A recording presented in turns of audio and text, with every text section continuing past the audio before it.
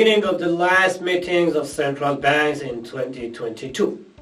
After many ups and downs, last week ended with the mixed sentiment after NFP numbers. On top of that, geopolitical tensions in the energy market increased with the setting of a price cap for Russian oil. In a week ahead, we have to see the Russian reaction to these decisions while the central banks in Australia and Canada start the last cycle of central banks meetings. Let's review the most important events and data in the week ahead with me, Ahura, and FC Markets. Number 1, ISM Service Index. At 54.4, the ISM Service Index slid to its lowest level in almost 2.5 years in October and is expected to decline further to 53.5 in November readings. Last week, we saw the ISM Manufacturing Index slip into contraction territory for the first time since 2020. So, in the service sector also, it's logical to see the companies have become more cautious. Expected weaker data is supposed to increase the pressures on the US dollar at least until the next Federal Reserve meeting. Number 2, Reserve Bank of Australia.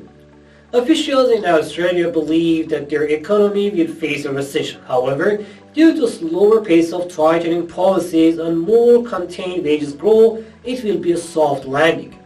In the last monetary policy meeting of Australian Central Bank in 2022, we expect another 25 basis point rate hike to 3.10%. Besides the expected rate hike, we are also waiting for RBA economic outlook. The predicted view is about 8% inflation with moderate economic growth. Expected data and decisions cannot support the Australian dollar and stock markets. Number 3, Bank of Canada. Inflation in October eased a little bit, but it's still high, around 6.9% and much higher than the central bank's target. Therefore, it's expected that the central bank in Canada to continue contractionary policies, even if at a slower pace.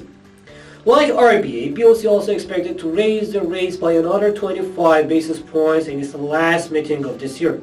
With these policies, it will be likely to see weaker loonie against its crosses, aiming that stock markets benefits from them.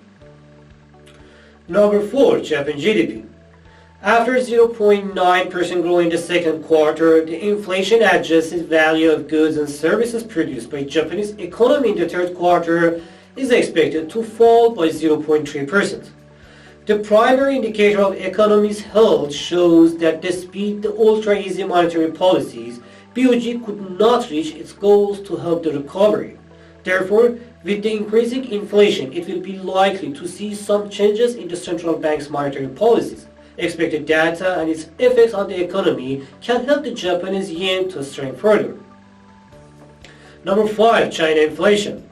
Both consumers and producer inflation numbers from China are due to publish on Friday, and both are expected to decline. CPI is expected to increase only 1.6% in November, much lower than the 2.1% seen in October, and PPI is estimated to decrease by 1.5% in November.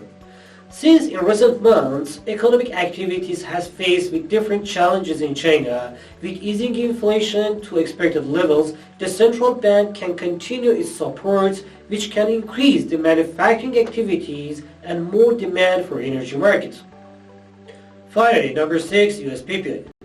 US Producer Price Index PPI started to slow down after reaching 11.8% in May. In October, with 0.2% growth, PPI eased to 8%, and in November, is expected to decrease further to 7.3%. Expected numbers will confirm that US consumer inflation also can slow down in following months, so that we can count on less hawkish policies by Fed in its December and January meetings. These expected data and policies can help the US stock markets to grow more. Thanks for watching this video and hope it's going to be an amazing week for all of you guys.